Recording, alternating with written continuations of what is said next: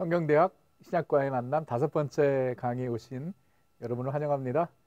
오늘 우리가 사도행전 1 강의를 나누도록 하겠습니다. 잠시 기도하겠습니다.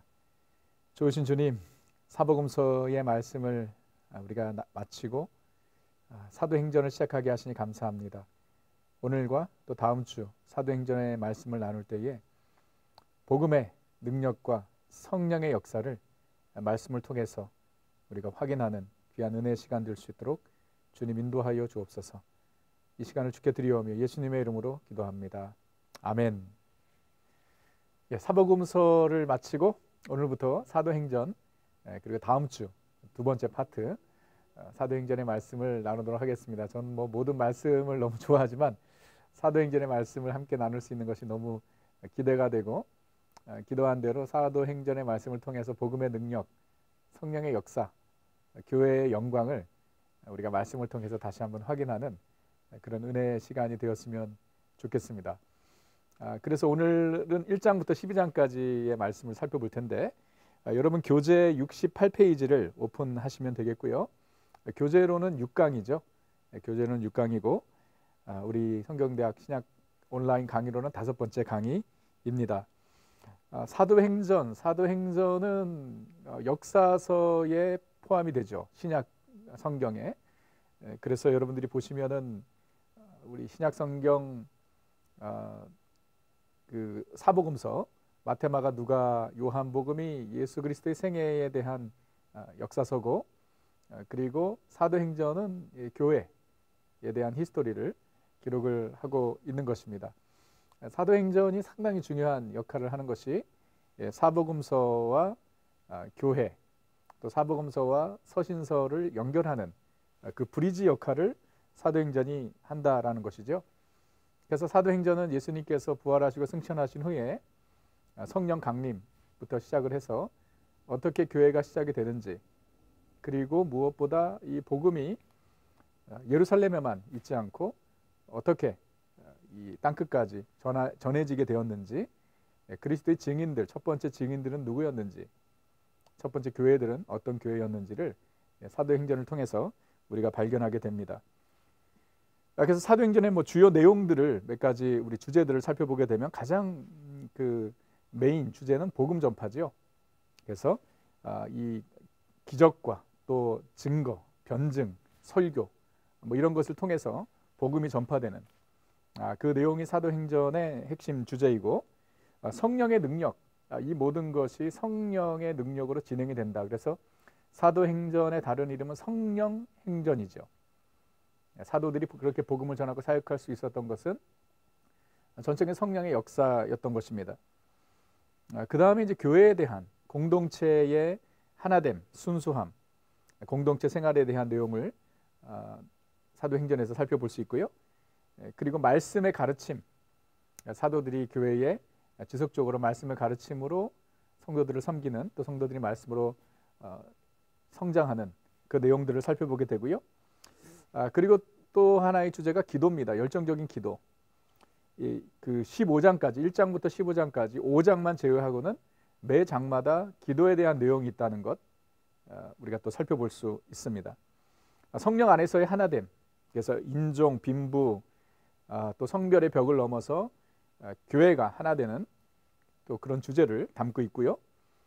교회가 계속해서 고난과 박해 가운데서도 복음을 전하는 핍박이 있었던 것, 지속되는 교회에 대한 핍박이 또 사도행전에서 볼 수 있는 내용이고요. 복음에 대한 유대인들의 반응, 거의 대부분 부정적인 그런 반응이었던 것이고 또 사도행전의 또 다른 주제는 하나님의 주권입니다. 교회가 하나님의 주권으로 세워지고 또 복음 전파가 전적인 하나님의 계획 가운데 이루어진다라는 이런 다양한 주제들을 우리가 살펴보게 될 것입니다. 핵심은 복음 전파 그리고 성령의 능력이죠. 그래서 여러분 69페이지를 보게 되면은 이 저자는 누가이죠. 누가 원래는 이 사도 그 행전과 누가복음은 한 권의 책이었습니다. 누가가 기록한 책이죠. 그러다가 AD 2세기쯤에 사도행전, The Acts of Apostles 그 이름으로 이제 분리가 됩니다. 그래서 누가복음은 The Life of Christ, 예수님의 생애에 대한 내용을 기록을 하고 있고요. 또 사도행전은 교회의 초대교회 시작과 또 확산에 대한 내용을 기록하고 있습니다. 이 사도행전의 저자는 누가라는 것을 의심할 여지가 없습니다. 우리가 1장에서부터 그것을 확인할 수 있고요. 그리고 이 사도행전의 저자가 누가였다라는 또 확실한 에비덴스는 사도행전 중간쯤에 이 내러티브가, 이 기록이 1인칭 복수로 이어져 가는 것을 보게 됩니다. 즉 이 사도행전을 기록한 저자가 그 자리에 함께 있었다라는 거죠. 특별히 바울의 전도 여행에. 그래서 16장 11절을 보게 되면 우리가 드로아에서 배를 떠나 우리가라고 이야기하죠. 우리가. 여기에 사도행전의 저자인 누가가 함께 있었다는 증거지요. 그리고 기록 연대, 언제 기록이 되었는가 우리가 좀 추측을 해볼 수 있는 것이 이 바울이 로마에 가서 감금되어 있는 내용까지 사도행전 28장에 기록이 되어 있어요. 그 이후에 있었던 일들, 예를 들어서 네로 황제의 박해, 그게 AD 63년경에 있었거든요. 64년경에. 그리고 바울이 이제 순교하는 것 AD 68년, 예루살렘이 멸망하는 것 AD 70년. 그런 내용이 사도행전에 전혀 없는 것을 보아 사도행전이 AD 62, 63년 그 정도의 기록이 되었을 것이라고 우리는 추정하죠. 이 사도행전의 목적, 기록 목적을 보게 되면 1차적인 목적은 누가복음과 같이 데오빌로라는 사람에게 그리스도의 생애, 그리스도의 사역에 대해서 증거하기 위해서 누가복음을 기록을 한 것이 목적이었고, 사도행전은 또 같은 데오빌로에게 이 예수님의 승천 이후에 성령의 역사, 교회의 시작에 대한 내용을 알려주기 위해서 기록을 한 것이죠.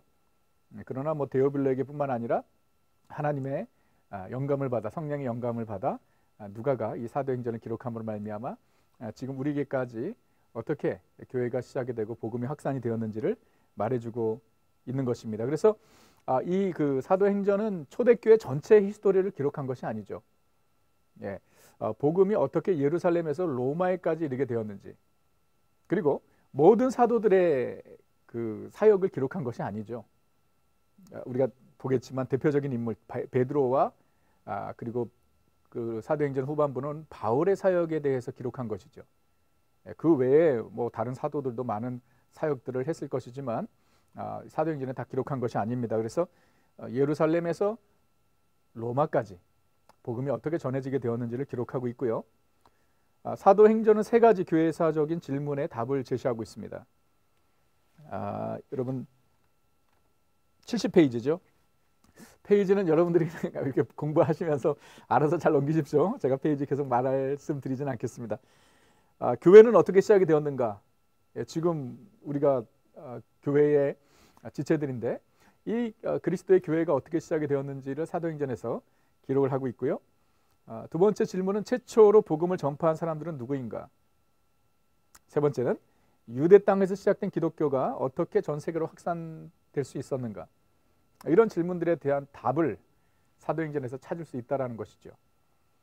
그래서 사도행전 한눈에 보기, 여러분들이 보시면은요, 사도행전은 두 부분으로 나누어질 수 있는데 1장에서 12장까지, 그리고 13장에서 마지막 28장까지 이렇게 두 부분으로 나눠질 수 있고요.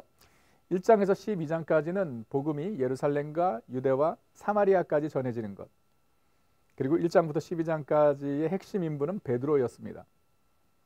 그런가 하면 13장부터 28장까지는 복음이 어떻게 이방 지역에 전해지게 되었는지, 그리고 마침내 로마에까지 이르게 되었는지를 기록을 하면서 그 핵심 인물이 바로 바울이었던 것입니다.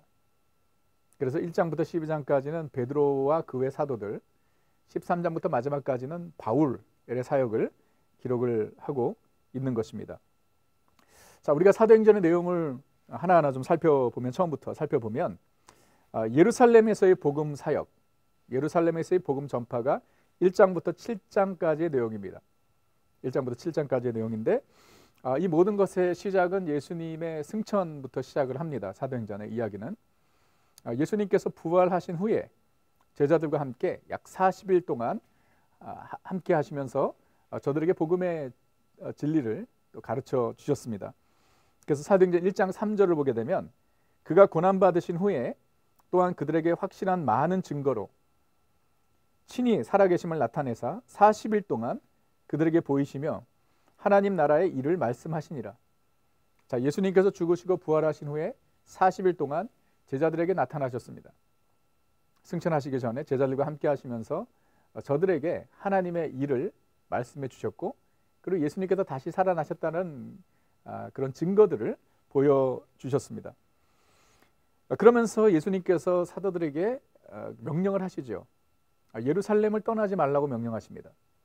그래서 1장 4절 5절 보면 사도와 함께 모이사 그들에게 분부하여 이르시되 예루살렘을 떠나지 말고 내게서 들은 바 아버지께서 약속하신 것을 기다리라. 성령이죠. 요한은 물로 세례를 베풀었으나 너희는 몇 날이 못되어 성령으로 세례를 받으리라 하셨느니라. 자, 예수님께서 죽으셨을 때의 제자들은 예루살렘에 있었습니다. 그러다가 예수님의 죽음 이후 저들은 갈릴리로 내려갑니다.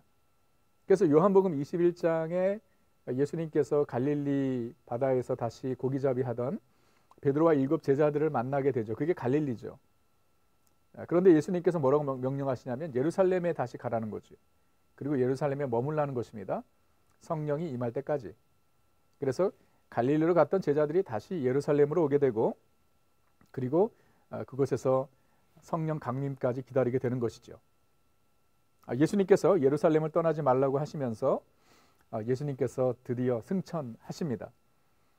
그러자 제자들이 예수님께 이스라엘 나라를 회복할 때가 이때이니까 라고 질문을 합니다.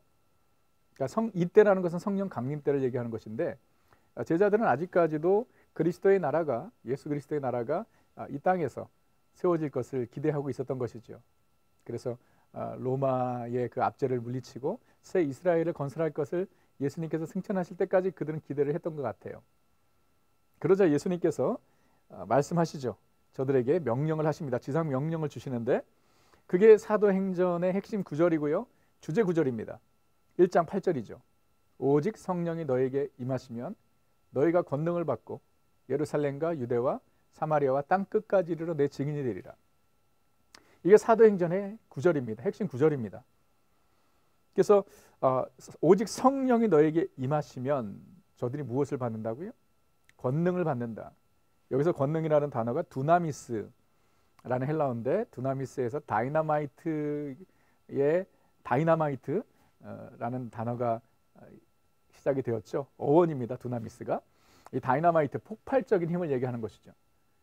성령이 임하면 폭발적인 능력을 얻게 된다는 것입니다. 그래서 어떻게 하겠다는 겁니까? 능력 받아서 뭐 합니까? 복음을 예루살렘과 사마리아와 유다와 사마리아와 땅 끝까지 이르러 증거하게 된다라는 것입니다. 그래서 여러분 1장 8절의 이 내용이 이 사도행전의 주제 구절인 이유는, 이 사도행전의 핵심 내용은 복음이 어떻게 예루살렘과 유대와 사마리아와 땅 끝까지 전해지게 되었는지를 기록한 것이 사도행전이에요. 그렇기 때문에 사도행전 1장 8절이 이 사도행전의 키 벌스라는 것입니다. 그래서 기록을 보게 되면 예루살렘에서의 복음의 역사는 2장에서 8장까지, 2장에서 7장까지 이어지고요. 유대와 사마리아는 8장 4절에서 12장 24절까지, 그리고 12장 25절에서 마지막 장까지는 이제 다른 지역에, 이방 지역에, 그리고 끝내 로마에까지 복음이 전해지는 것. 땅 끝이지만 사도행전 28장은 땅 끝까지는 아니죠. 로마에까지 복음이 전해지는 역사를 기록하고 있는 것입니다. 그리고 중요한 것은 예수님께서 명령하신 이 사도행전 1장 8절의 명령은 예루살렘과 유대와 사마리아 땅 끝은 점진적인 개념이 아니라는 것을 우리는 분명히 알아야 합니다. 프로그레시브한 게 아니라는 거예요. 다시 말해 예루살렘에서 복음을 다 전하고 난 다음에 그 다음에 유대를 전하고 그 다음에 사마리아에서 그 다음에 땅 끝까지, 이렇게 점진적인 개념이 아니라 동시다발적인 개념이라는 걸 우리 이해해야 됩니다. 이게 상당히 중요해요. 성교학적으로. 왜냐하면 이것이 점진적인 것이라면 우리는 그렇게 생각할 수 있어요. 아직 우리가 살고 있는 이 얼바인에도 복음 전할 곳이 많고 예수님 믿지 않는 사람들이 많은데 왜 멕시코를 가고 왜 브라질 아마존을 가고 라고 질문을 할 수 있겠죠. 그거 아니라는 것입니다. 그것이 주님께서 우리에게 주신 명령은 예루살렘에서도 복음을 전하고 동시에 땅 끝에서도 복음을 전해야 된다는 것이죠. 그러니까 우리 교회 같은 경우에는 이 얼마인에서 복음을 전할 뿐만 아니라 동시에 기회가 될 때마다 멕시코도 가고 터키도 가고 일본도 가고 또 저 깊은 아마존까지도 가는 이런 선교적인 사명을 우리가 감당해야 한다는 것이에요. 그래서 이 선교, 특별히 이 해외 선교의 부정적인 사람들이 이 말씀을 잘못 이해해서 아직도 우리 주변에 복음 전해야 될 사람들이 많은데 왜 그 비싼 돈과 시간을 들여서 아마존까지 가냐고 질문을 해요. 뭔가 잘못 이해하고 있는 것이죠. 우리가 여기서 복음을 전할 뿐만 아니라 기회가 될 때마다 땅끝까지 가야 된다는 것. 그것이 교회에 주신 사명이라는 것을 우리는 기억해야 하는 것입니다. 자, 예수님께서 제자들에게 이 지상 명령을 주신 후에 드디어 하늘로 승천하십니다. 예수님께서 승천하시는, 구름 타고 승천하시는 그 장면을 가장 디테일하게 기록한 책이 바로 사도행전이죠. 사도행전의 기록을 통해서 우리는 예수님께서 어떻게 승천하셨는지를 알게 되는데, 예수님께서 구름 타시고 올라가셨고, 그리고 제자들이 그것을 보고 있을 때 천사들이 나타나서 너희가 본 그대로 예수님께서 다시 돌아오실 것이다 라고 말씀하셨죠. 그래서 감람산에서 예수님께서 승천하셨는데, 지금 이스라엘에 가면 감람산 꼭대기에 예수님 승천교회가, 여러분들 사진을 보십시오, 이렇게 세워져 있습니다. 자, 그래서 예수님께서는 승천하시고 제자들은 예수님의 명령대로 예루살렘에 남아 성령 강림을 기다리고 있었던 것이지요. 성령이 임하기 전에 저들이 했던 일이 1장 12절에서 26절에 중요한 일을 저들이 하나 하는데, 그것이 무엇이냐면 예수님께서 12 사도들을 세우셨죠. 그런데 그 중에 가룟 유다는 실패하고 그가 자살해서 죽었습니다. 그러니까 11사도가 된 것이에요. 그런데 12명이 되어야 했습니다. 예수님께서 12명을 세우셨기 때문에. 그리고 12이라는 이 숫자는 채워져야 했던 것이죠. 그래서 이제 저들이 예수님과 늘 함께 동행했던 제자들 중에, 그리고 예수님의 부활을 보았던 제자들 중에 한 명을 저들이 뽑습니다. 제비 뽑기를 합니다. 그래서 뽑힌 사람이 바로 마띠아입니다. 마띠아.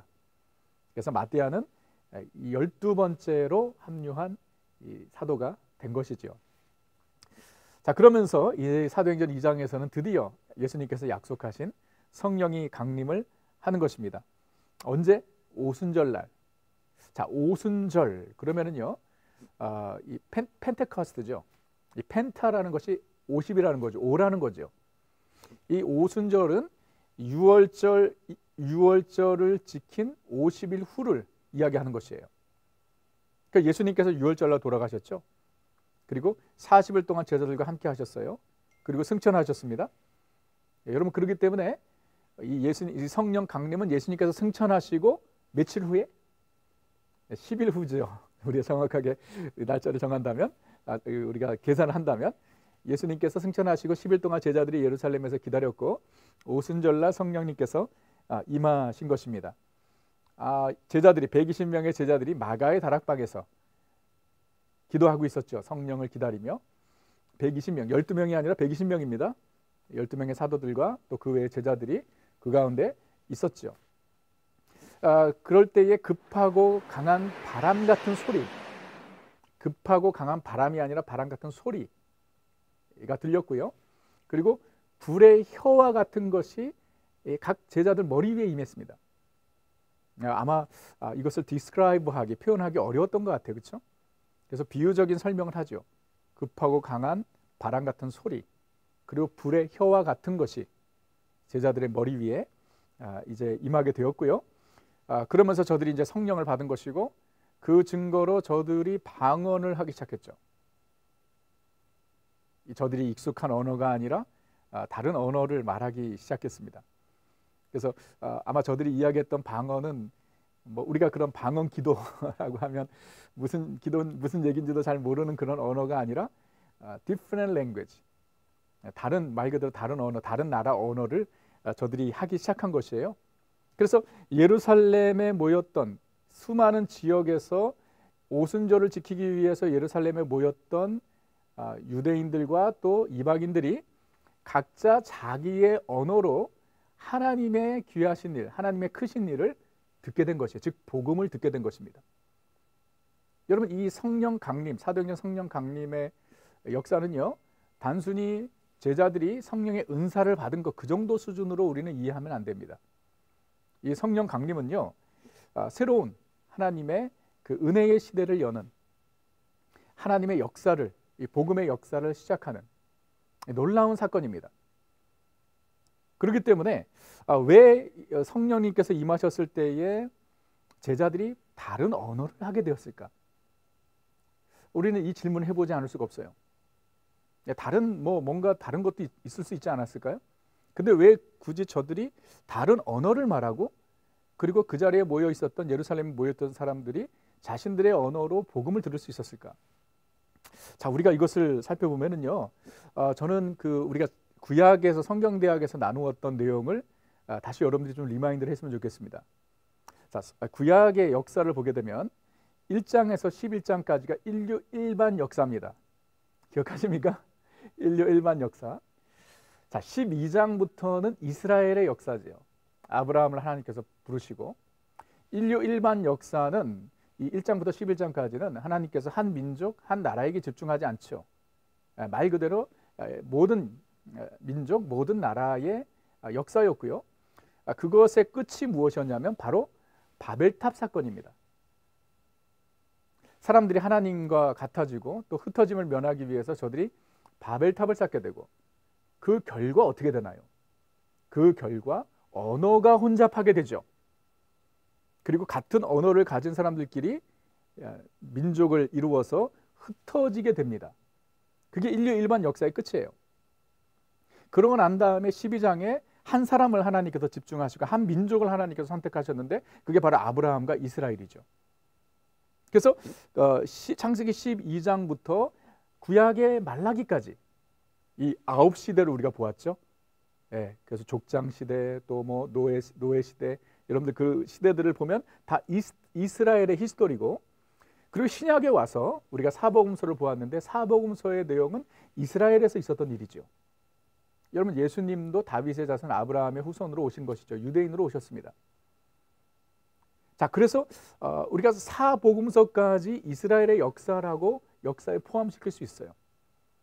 그런데 사도행전 2장에 성령 강림 이후에는 하나님의 역사는 이스라엘에게만 국한되지 않습니다. 이제 이 복음은 모든 민족에게 전해지게 되는 것이고, 하나님께서 모든 민족을 구원하시는 것입니다. 그래서 이스라엘의 역사의 끝이 사복음서라면, 성령 강림 때부터는 인류 일반 역사로 다시 돌아가는 것이에요. 여러분, 좀 복잡합니까? 인류 일반 역사를 돌아가는 그 터닝 포인트에, 인류 일반 역사가 끝났을 때에 언어가 혼잡하게 되어서 사람들이 각자의 언어를 이해하지 못하고 흩어졌다면, 다시 인류 일반 역사를 시작하는 그 시점에는 하나님께서 방언을 주셔서 모든 사람들이 자신의 언어로 하나님의 크신 일을, 복음을 듣게 하신 것입니다. 언어로 흩어졌던 민족이 언어로 하나가 된 것이죠. 그렇다고 지금까지도 뭐 언어가 하나라는 것은 아닙니다. 그러나 이제는 그리스도의 언어, 복음의 언어로 말미암아 하나님의 역사가 모든 민족에게 전해지게 되었다라는 것을 보여주는 것이죠. 그래서 여러분들, 성령이 강림하셨을 때에 제자들이 방언을 하게 된 것은 상당히 의미 있는 일이라고 우리는 이해할 수 있습니다. 정말 저들이 성령을 받았을 때 예수님께서 말씀하신 대로 두나미스, 파워를 얻게 되지요. 자, 그랬을 때 저들이 무엇을 했나요? 두려워서 문을 닫고 있던, 문을 걸고 있던 자들이 문을 박차고 나가 복음을 전하기 시작했습니다. 베드로가 설교를 하죠. 베드로가 설교를 했는데, 그거 사도행전 2장에 나와 있습니다. 여러분, 베드로가 어떤 사람입니까? 불과 60일, 50일 전만 해도 사람들이 두려워서 예수님을 3번이나 부인했던 사람이죠. 그런데 이제는 두려워하지 않습니다. 그리고 복음을 전합니다. 설교를 합니다. 갈릴리 어부였던 베드로의 설교를 들으면 이건 뭐 성령의 역사가 아니고서는 이해할 수 없습니다. 설명할 수 없어요. 성령님께서 그를 사로잡으셨죠. 그리고 그가 그리스도에 대해서 선포하기 시작하면서 먼저 그 오순절날 성령 강림에 대한 설명을 합니다. 사람들이 제자들을 보고 새 술에 취하였다, 아침 술에 취했다 라고 이렇게 그 비웃었죠. 그러자 베드로가 우리가 술에 취한 것이 아니라 요엘서 2장 28절의 말씀의 성취다.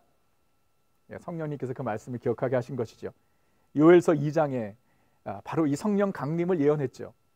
보세요. 하나님이 말씀하시기를 말세에 내가 내 영을 모든 육체에 부어주리니 너희의 자녀들은 예언할 것이요 너희 젊은이들은 환상을 보고 너희 늙은이들은 꿈을 꾸리라. 성령이 임하게 될 것이라는 것입니다. 그것이 바로 말세의 시작이라는 것이에요.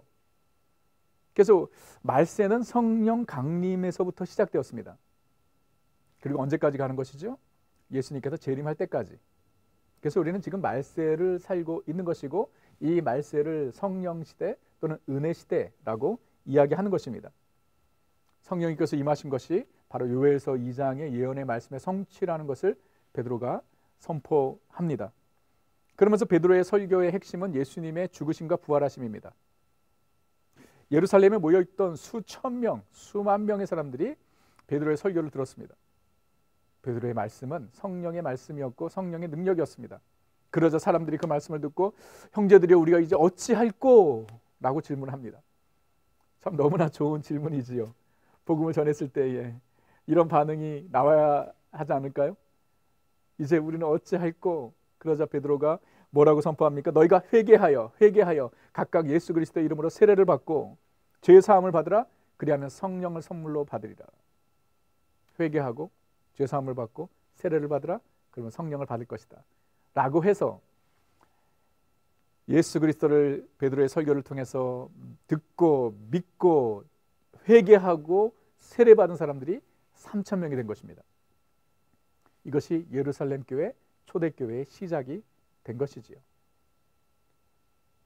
하나님의 놀라운 역사가 아닐 수 없습니다. 자, 그래서 여러분 그 성령을 받았다고 이야기를 했는데요. 73페이지 시선 집중을 보게 되면 성령 세례와 성령 충만, 제가 이걸 그 추가적인 내용으로 설명을 좀 드리면 혹시 모르시는 분들이 있을까봐 성령 세례와 성령 충만은 다른 것입니다. 성령 세례는 우리가 성령님께서 우리 가운데 역사하셔서 예수 그리스도를 믿게 되는 것, 그것이 성령 세례입니다. 성령 충만은 예수를 믿은 자들이 성령의 지배를 받는 것, 성령의 능력으로 살아가는 것이 성령 충만입니다. 그래서 성령 세례는 단회적인 것입니다. 성령 충만은 반복되는 것이죠. 그래서 우리가 기도할 때 주여 성령 충만케 하옵소서라는 기도는 좋은 기도죠. 그러나 성령 세례를 받게 해주옵소서, 이미 예수를 믿는 자들이 그렇게 기도하는 것은 옳은 기도는 아니라는 것을 여러분 참고하시면 좋겠습니다. 자, 그러면서 여러분 그 74페이지에 보게 되면 사도행전에는요 많은 설교들이 기록이 되어 있어요. 설교 또는 변증, 연설. 그 중에 그 베드로가 설교한 것이 7편이 기록이 되어 있고 바울의 설교가 11개, 바울의 설교나 또는 변증이, 그리고 스데반의 설교도 기록이 되어 있습니다. 여러분 74페이지에 이 설교들, 사도행전의 설교들을 제가 그 정리를 해 놓았습니다. 여러분들이 보시면 좋겠습니다. 자, 예루살렘 교회가 탄생을 했습니다. 이 초대교회의 모습은 과연 어떤 모습이었을까? 성경이 우리 사도행전에서 구체적으로 기록을 해놓고 있어요. 그래서 2장 42절 47절 너무나 중요한 구절이고 교회의 원래 모습이 어떠해야 되는지를 우리에게 알려주고 있는 것이죠. 그래서 사도행전 2장 42절 47절을 보게 되면 먼저 사도들이 계속해서 말씀의 가르침을 했습니다. 사역이 있었습니다. 그래서 예수를 간 믿은 사람들을 말씀으로 양육하지요. 사도들의 지속적인 말씀의 가르침이 있었고, 그리고 성도들은 서로 떡을 떼는 교제함이 있었습니다. 펠로십이 있었어요. 성도의 교제함. 저들이 그 전에 알던 사람들이 아니죠. 모르던 사람들이죠. 그러나 예수 그리스도를 믿음으로 말미암아 형제 자매가 된 것이지요. 펠로십이 있었던 것입니다. 그리고 저들이 기도에 힘썼다라는 것입니다. 그 가운데 기사와 표적이 많이 나타났어요. 영권이 사도들에게 있었던 것이죠. 뿐만 아니라 저들이 모든 물건을 서로의 필요에 따라 나누어 주었다라는 것입니다. 이것은 무슨 의무나 또는 요구에 의한 것이 아니었습니다. 자발적인 것이었습니다. 예수님을 믿으니까 지체들을 사랑하게 되고 또 내가 가졌던 것들이 예수로 말미암아 그 물질 중심적인 삶을 살던 사람들이 이제는 그게 중요하지가 않은 거예요. 그래서 서로 나누어졌던 것입니다. 그리고 성전에서 모이고 뿐만 아니라 집에서도 모였습니다. 오이코스, 하우스 미팅. 저들은 모이기에 힘썼다라는 것이죠. 성전에서 큰 그룹으로 모였고 또 집에서 작은 그룹으로 모였던 것이에요. 여러분, 교회는 모여야 합니다. 지금 우리가 이 팬데믹을 지나면서 교회에서 함께 전과 같이 자유롭게 모이지 못하는 것이 가장 힘든 거 아닌가요? 그러나 이제 이 상황이 조금씩 좋아지면서 교회가 다시 모여야 하는 것이에요. 많은 사람들이 걱정을 하죠. 지난 1년 동안 이렇게 교회가 모이지 못하는 상황 가운데 우리 성도님들이 교회로 다시 돌아오실까? 다시 모일까? 라는 걱정들을 하죠. 사실 저도 그런 생각, 그런 고민들이 없지 않아 있습니다. 여러분, 교회는 모이기에 힘써야 합니다. 아직 지금은 편한 상황은 아니지만 이제 조금씩 좋아지면서 우리 어른들뿐만 아니라 우리 자녀들도 교회는 모여야 힘을 얻습니다. 교회는 모여서 함께 예배하고 찬양하고 기도할 때 성령의 역사를 경험하게 되는 것이고 힘을 얻는 것이고 서로 위로하고 격려할 수 있는 것이에요. 초대교회의 모습이 그랬어요, 여러분. 성전에서 열심히 모였습니다. 뿐만 아니라 집에서도 모였습니다. 우리 같은 경우에는 다락방이죠. 예배로 모이고 소그룹으로 모이는, 그럼 이것이 교회의 원래 모습이라는 것을 우리는 기억해야 됩니다. 뿐만 아니라 저들이 정말 하나님을 찬미하고 온 백성에게 칭송을 들었습니다. 그러니까 교회가 교회다울 때 세상 사람들이 교회를 칭찬하는 것이죠. 그로 인해서 믿는 자들이 날마다 더하게 된 것입니다. 주께서 구원받은 사람을 날마다 더하게 하시니라. 교회가 교회다울 때에 주께서 구원받는 자들을 더하게 하신다라는 것입니다. 양적인 성장이 있는 것이에요. 저도 교회를 개척하고 지난 12년 동안 그와 같은 성령의 역사, 하나님의 역사를 경험했죠. 우리 교회가 30명으로 시작을 했습니다. 지금은 수백 명이 되었습니다. 제가 교회를 숫자적으로 키워보겠다는 그런 야망을 가지고 사역을 한 것이 아니지요. 예배 제대로 드려보자. 제자 훈련 제대로 하자. 우리 자녀들 양육하고 선교적인 사명을 감당하는 교회의 가장 본질적인 사역에 충성했을 때에 하나님께서 성도님들을 보내주셔서 우리 교회가 이렇게 아름다운 모습으로 세워지게 된 것이죠. 앞으로 저의 목회 방향과 철학도 마찬가지입니다. 교회가 교회다우면 된다고 생각을 하고, 교회가 교회다운 것은 무엇이죠? 사도행전 2장에서 말씀하시죠. 늘 말씀의 가르침이 있고 하나님을 예배하는, 찬송하는 예배가 있고 성도들의 교제가 있고 모이기에 힘쓰고 전도하고 기도하고, 그거면 되는 거 아니겠어요? 그러면 주께서 날마다 구원받는 자들을 더하게 하실 것이라고 저는 믿습니다. 그것이 바로 교회의 핵심 사역이요 본질이라는 것을 우리는 발견하게 되는 것입니다. 사도행전의 말씀을 통해서. 그래서 사도행전 2장의 예루살렘 교회는 모든 교회의 모델이지요. 이렇게만 되면 되는 것이지요.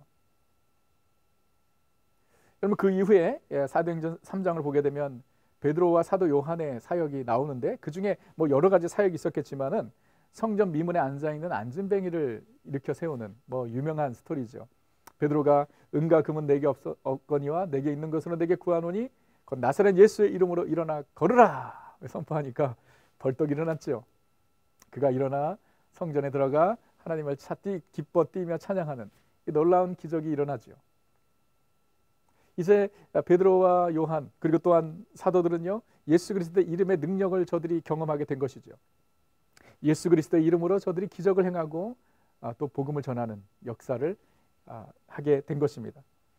그것은 예수님께서 이미 제자들에게 말씀해 주신 것이었어요. 예수님께서 요한복음 14장 12절에서 말씀하셨어요. 내가 진실로 진실로 너에게 이르노니 나를 믿는 자는 내가 하는 일을 그도 할 것이요 또한 그보다 큰 일도 하리니 이는 내가 아버지께로 감이라. 예수님께서 하신 일도 하고 예수님보다 더 큰 일도 한다라는 거예요. 어떻게 보게 되면 베드로가 설교를 해서 3,000명이 예수를 믿고 세례를 받은 건 놀라운 일이 아닌가요? 예수님께서 승천하시자 베드로에게 그와 같은 능력이 나타난 것이고, 내가 은과 금은 내게 없거니와 나사렛 예수의 이름으로 명하노니 일어나 걸으라 그러니까 역사가 일어난 것, 성령님께서 그 가운데 임하시기 때문에 예수 그리스도의 이름의 능력으로 예수를 믿는 자들이 주님께서 하신 일도 하고 그보다 더 큰 일도 하게 될 것이라는 것을 사도행전의 기록을 통해서 우리는 확인하게 되는 것이죠. 그리고 베드로가 두 번째 설교를 했을 때에 5천 명이나 되는 사람들이 돌아옵니다. 예수님께로. 여러분, 그럼 예루살렘 교회가 도대체 몇 명이었을까요? 3천 플러스 5천, 그것만 해도 8천입니다. 남자 숫자만 카운트한 것이죠. 정말 말 그대로 급성장하는 교회가 된 것입니다. 그러니까 이 종교 지도자들이 위협을 느끼는 것이죠. 당연히. 그래서 베드로와 요한을 잡아다가 신문을 합니다. 더 이상 예수의 이름으로 그 무엇도 하지 말라고 경고를 하죠. 그러자 사도행전 4장 20절에 이렇게 베드로가 이야기합니다. 베드로와 사도 요한이 우리는 보고 들은 것을 말하지 아니할 수 없다. 이게 바로 증인이죠. 증인. 보고 들은 것을 말하지 않을 수가 없다. 칼이 목에 들어와도 어떻게 부인하겠냐 말이에요. 예수님께서 3년 동안 행하셨던 놀라운 역사들을, 예수님의 십자가의 죽음과 부활을 내가 보았는데 우리는 들었지요. 베드로와 요한은 그들이 보고 경험했는데 어떻게 그것을 전하지 않을 수 있겠느냐. 이게 증인이죠. 우리는 눈으로 보지 않았습니다. 그러나 눈으로 본 사람들의 증거를 듣고 믿게 된 것이죠. 그러므로 우리 또한 증인이에요. 우리 또한 보고 들은 것을 말하지 아니할 수 없는 것이고 말해야 하는 사람들입니다. 이제 종교 지도자들이 어떻게 해야 될지 저들이 모르고 있었던 것이죠. 너무 예루살렘 교회가 급성장했기 때문입니다. 그리고 예루살렘 교회는 더욱 강건해지기 시작했죠. 예, 여러분 76페이지, 제가 76페이지의 내용을 나누고 있는데, 교회가 합심하여 기도했을 때 성령이 충만하게 되죠. 교회는 열심히 모일 때마다 기도했습니다. 그 기도의 그 은혜로 성령님께서 저들 가운데 충만히 임하셔서 저들이 모든 위협 가운데서도 두려워하지 아니하고 담대히 복음을 전할 수 있는 것, 성령의 능력 때문이었던 것이죠. 성령 충만했기 때문입니다. 그리고 또 사도행전에서 반복해서 강조하는 것은 교회 지체들이 서로 물건을 통용했다라는 것이에요. 아무도 자기를 자기 것으로 여기지 않았습니다. 아까도 말씀드렸지만 예루살렘의 다른 지역에서 온 수많은 사람들이 오순절을 절기를 지키기 위해서 왔다가 예수를 믿게 되었기 때문에 예루살렘에 거하는데 많은 그런 경제적인 필요가 있었을 것입니다. 그래서 그것을 서로 본인들의 것을 팔아서 교회에 드림으로 말미암아 또 필요한 자들에게 나누어 주는 이런 공동체의 모습이 예루살렘 교회의 아름다운 공동체의 모습, 아름다운 쉐어링, 나눔의 모습이 있었던 것이에요. 그 가운데 등장하는 인물이 있습니다. 바로 바나바입니다. 바나바. 사도행전 4장에 36절, 37절에서 바나바가 등장을 하는데요. 우리가 나중에 바울의 전도 여행 이런 때도 우리가 바나바에 대해서 조금 나누겠지만, 바나바는 바울을 교회로 소개한 사람이에요. 그리고 안디옥 교회에서 바나바가 사역했을 때 바울을 초대해서 안디옥 교회에서 함께 사역을 하다가 전도 여행을 바울과 함께 떠나게 된 사람입니다. 그가 무엇을 했냐면 자기가 가지고 있는 땅을 팔아서 교회에 드렸어요. 자발적으로 한 것입니다. 하나님의 은혜에 감사하여 그가 헌금을 드린 것이에요. 그 내용이 이제 그 예루살렘 교회에 많은 사람들이 그렇게 했는데 그 중에 바나바의 스토리가 나와요.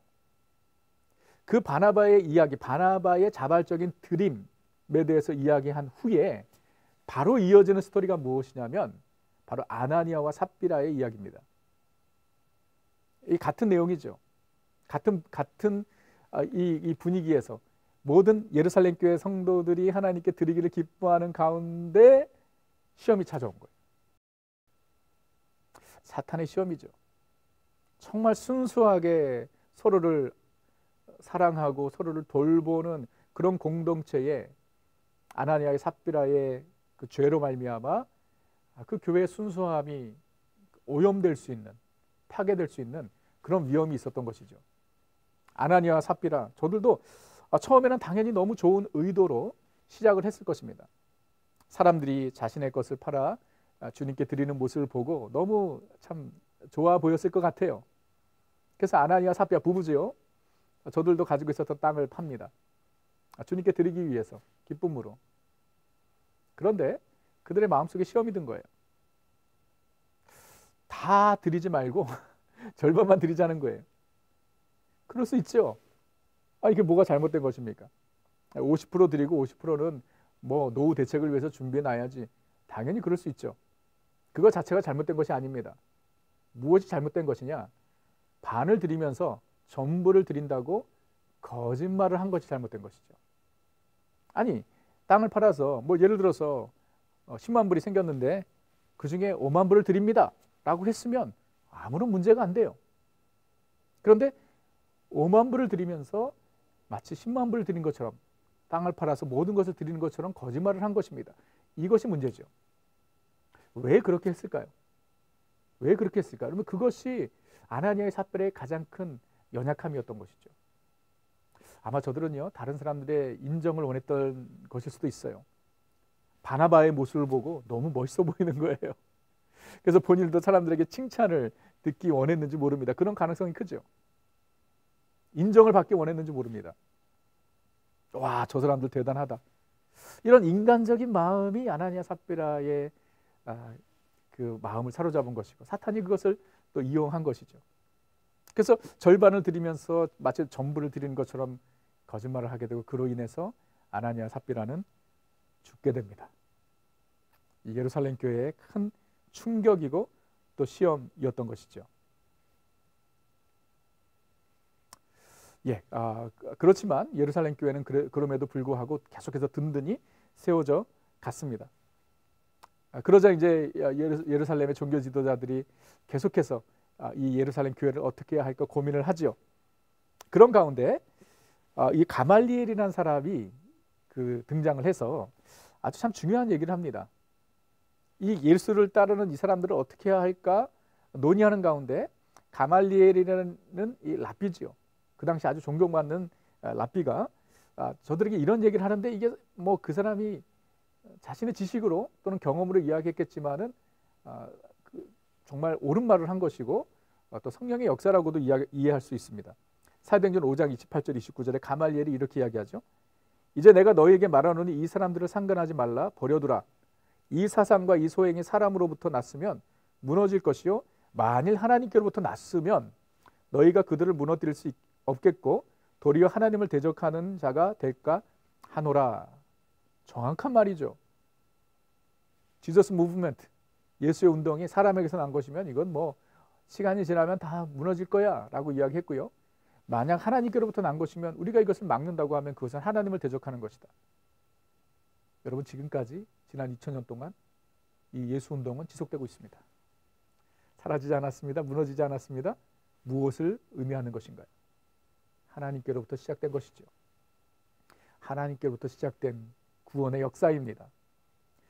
그 누구도 막을 수 없었고 지금까지 앞으로도 마찬가지입니다.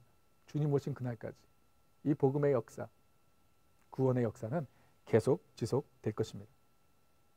자, 그런 가운데 예루살렘 교회에 또 한 번의 문제가 발생합니다. 첫 번째 문제는 아나니아 삽비라, 거짓, 속임. 두 번째 문제는 교회 내의 분열이에요. 어쩌면 참 사탄이 교회를 무너뜨리는 방법, 외부로부터의 박해보다 내부의 갈등, 분열과 분쟁, 참 그것이 더 위험하다고 생각이 됩니다. 이 어떤 문제가 발생을 했냐면, 예루살렘 교회에는요, 이 유대인들 중에 두 파가 있었습니다. 히브리파 유대인들이 있었고 헬라파 유대인들이 있었어요. 이 히브리파 유대인들은요, 그 로컬에 사는 사람들, 또는 이 히브리 언어와 또 이 유대교에 더 익숙했던 사람들, 히브리파 유대인들이 있었고요. 이 헬라파 유대인들은 말 그대로 이제 언어도 다르고 그리고 문화도 다른 이 두 부류의 사람들이 있었던 것이에요. 이 헬라파 유대인들은 디아스포라 유대인들이었겠죠. 이 두 부류의 유대인들이 예루살렘 교회 안에 있었는데, 저들 가운데 이제 서로를 돕는, 구제하는 상황에서 헬라파 유대인들의 과부들이 소외를 당한 것입니다. 그러니까 그 구제라는 것이 어떠한 그런 재정적인 지원이었을 수도 있고, 아니면 뭐 매일마다 음식을 또 나누는, 배식하는 가운데 과부들이 소외를 당할 수도 있고, 아무튼 그런 가운데 헬라파 유대인들에게 섭섭한 마음이 생기기 시작한 거예요. 이 섭섭이가 상당히 위험한 거 아시죠? 교회에. 이 섭섭이가 들어온 거예요. 섭섭이가. 그래서 이제 서로 컴플레인을 하고, 예, 이 행정적인 문제가 생긴 게 교회 내에 이 사도들이 12사도들이 그 모든 일을 다 관리하고 있었기 때문에 사도들이 말씀도 전하고 기도도 하고 또 행정적인 일까지 하니까 뭐 빵꾸가 난 것이죠. 오류가 발생한 것입니다. 누수가 난 거예요. 자, 그런 가운데 성령님께서 이 예루살렘 교회에 7 집사들을 세우게 하십니다.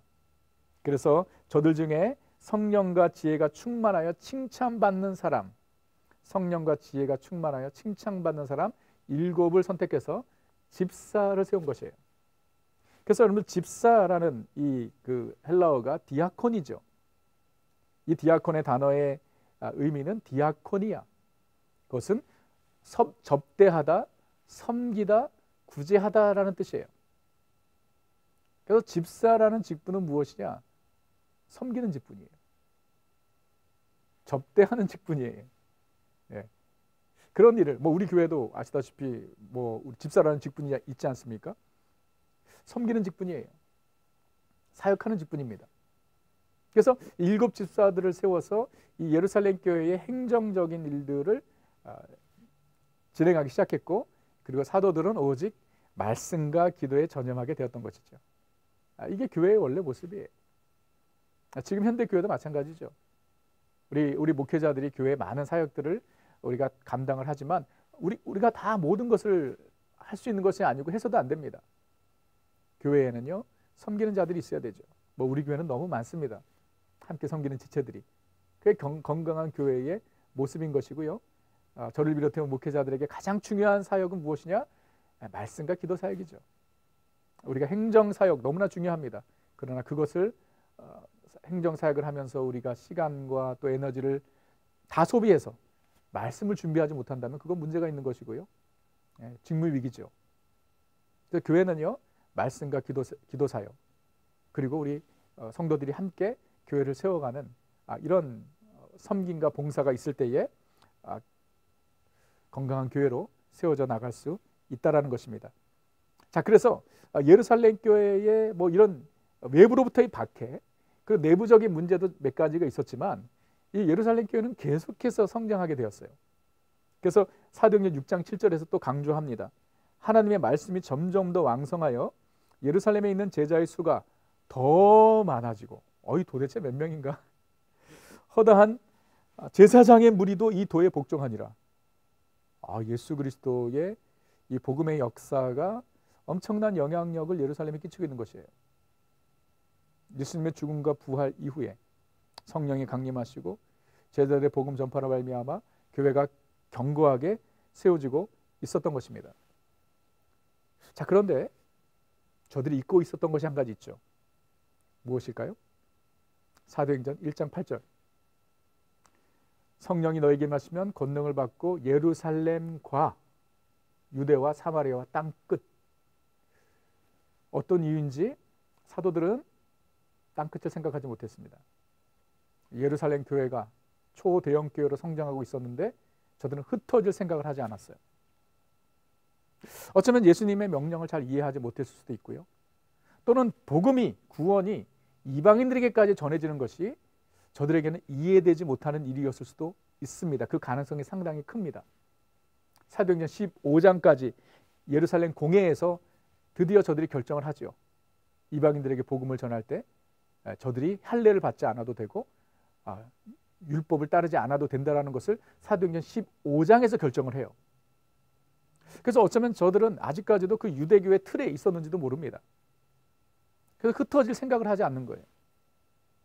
자, 그런 예루살렘 교회를 주님께서 흩으시죠. 그 흩으신 계기가 무엇이냐면 바로 스데반 집사의 순교입니다. 그게 사도행전 7장이에요. 사도행전 7장에 스데반이 순교하죠. 스데반은 집사, 7 집사 중에 한 명이었고요. 스데반에게는 뭐 그런 섬김의 은사뿐만 아니라 이런 말씀의 능력, 기도의 은사가 있었나 봐요. 그래서 그가 복음을 전하지요. 수많은 사람들이 그의 복음에 영향을 받습니다. 그런 가운데 이제 스데반을 죽이려고 하죠. 스데반이 유대인들 앞에서 복음을 전합니다. 설교를 하는데 스데반의 설교, 그게 사도행전 7장의 전체 기록입니다. 그래서 어떻게 하나님께서 구약에서부터 이 복음을 준비해 오셨는지 그 스토리를 쭉 이제 선포합니다.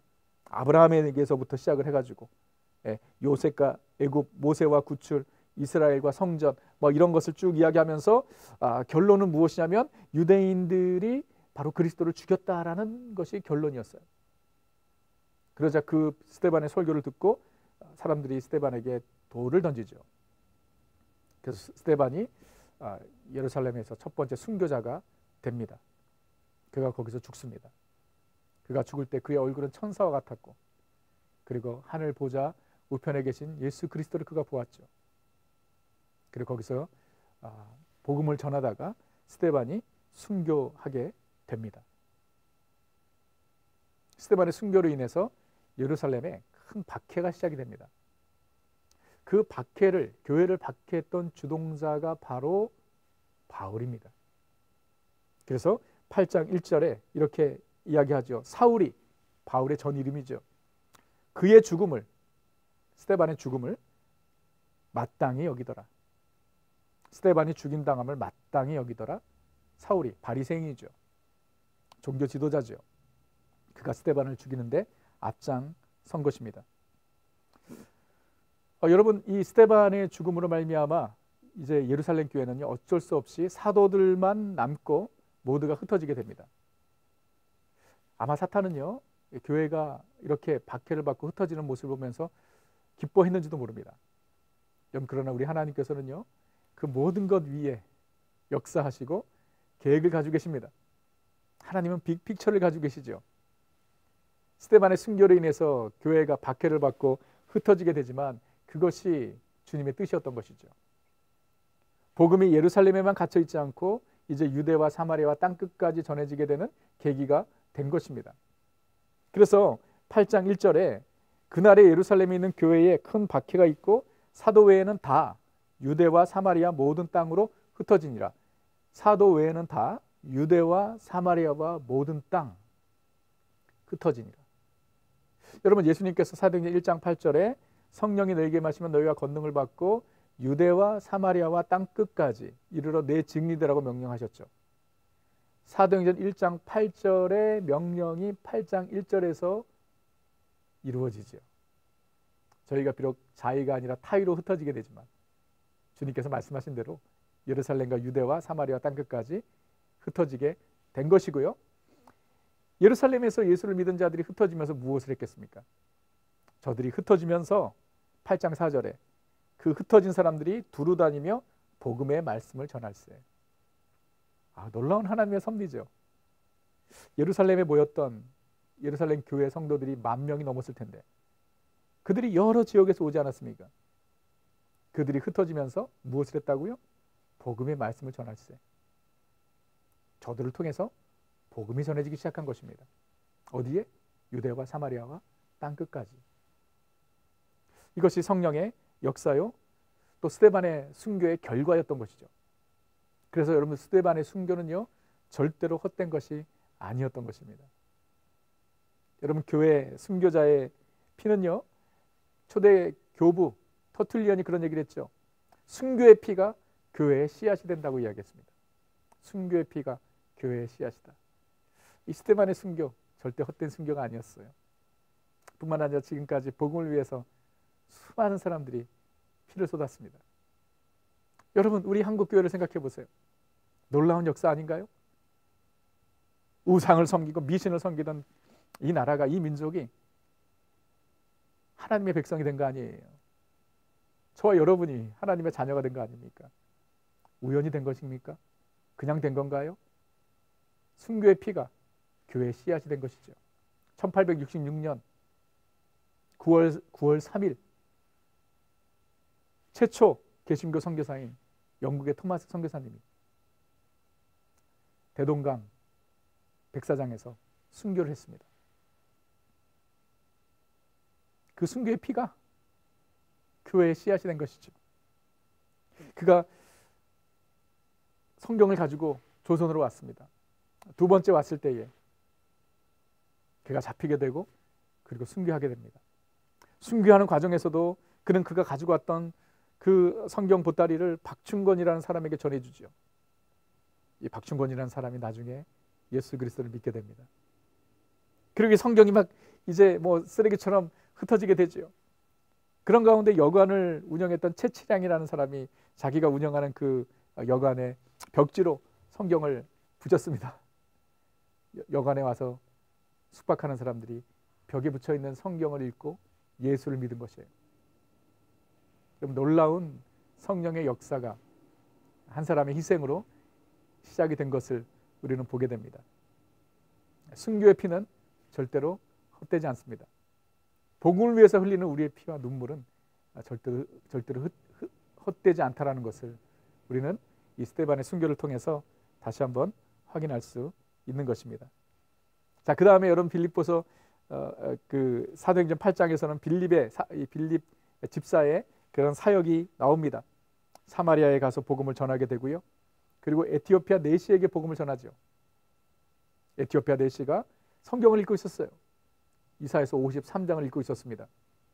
그것이 무엇인지 모르는 이 내시에게 빌립이 다가가서 해석을 하고 설명을 하고 그리고 그 가운데 예수 그리스도를 전하여서 그가 세례를 받게 되죠.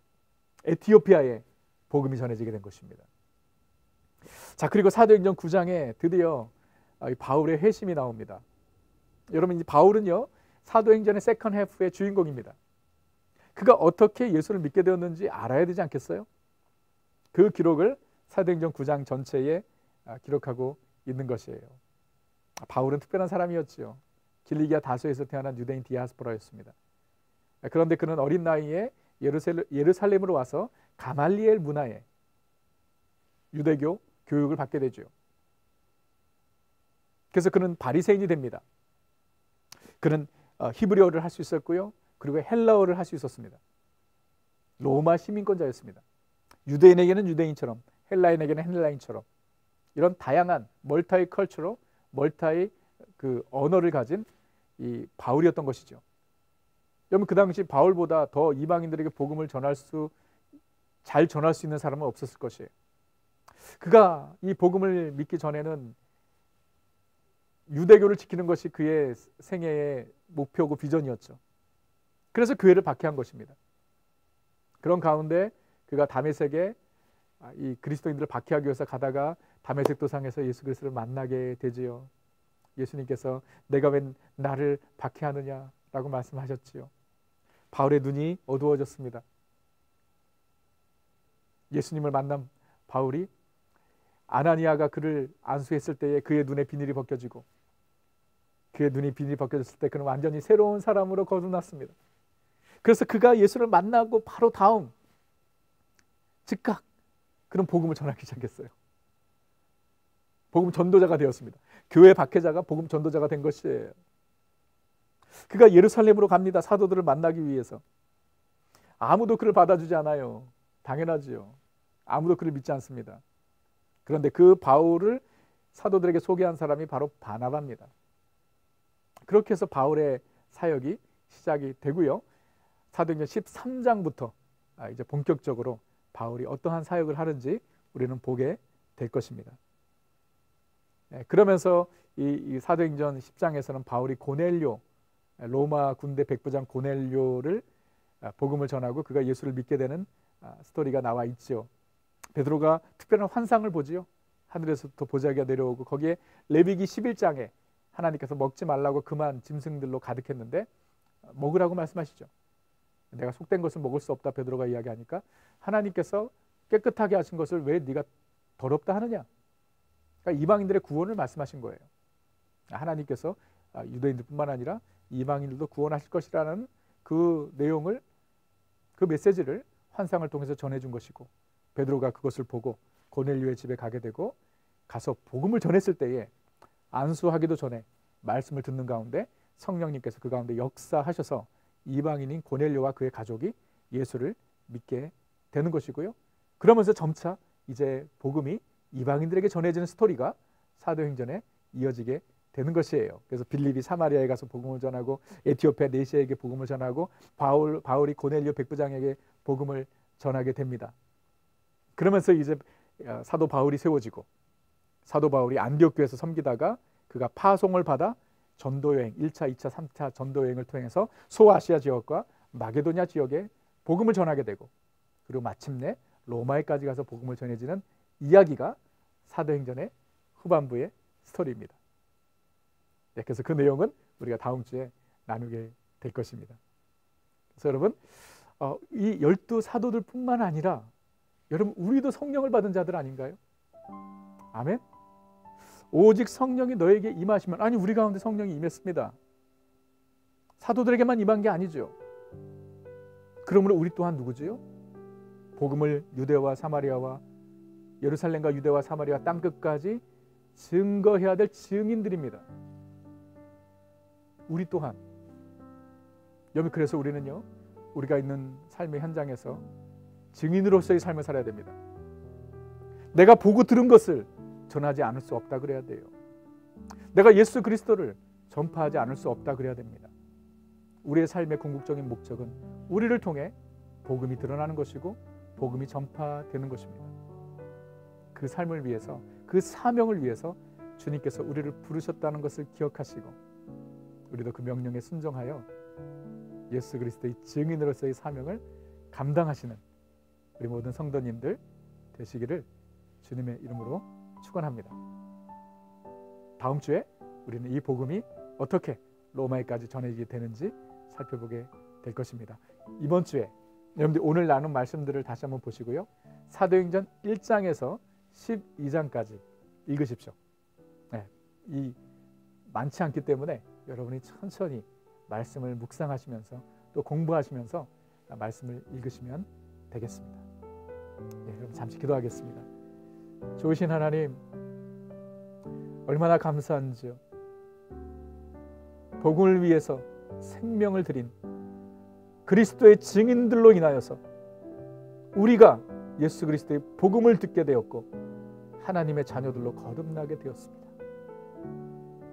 하나님, 이제는 우리가 그 은혜를 받은 자들로서, 우리도 성령을 받은 자들로서 복음을 위해서 살아가는 인생들이 되게 하여 주옵소서. 우리가 있는 가정에서, 우리가 있는 일터에서, 우리가 어디를 가든지 우리가 그리스도의 증인들임을 늘 기억하게 하시고 우리의 말을 통해서, 또 우리의 삶을 통해서 예수 그리스도가 증거되는 은혜를 허락하여 주옵소서. 우리 사랑하는 성도님들, 성경을 펴고 읽을 때에 성령님 역사하여 주시고 말씀을 가까이 할 때 우리 가슴이 뜨거워지게 하시고 우리의 삶이 변화되는 놀라운 은혜가 있게 하여 주옵소서. 감사와 찬양을 주께 올려드리오며 우리 구주 예수 그리스도의 이름으로 기도합니다. 아멘. 여러분 감사합니다. 우리 다음 주 수요일에 뵙도록 하겠습니다.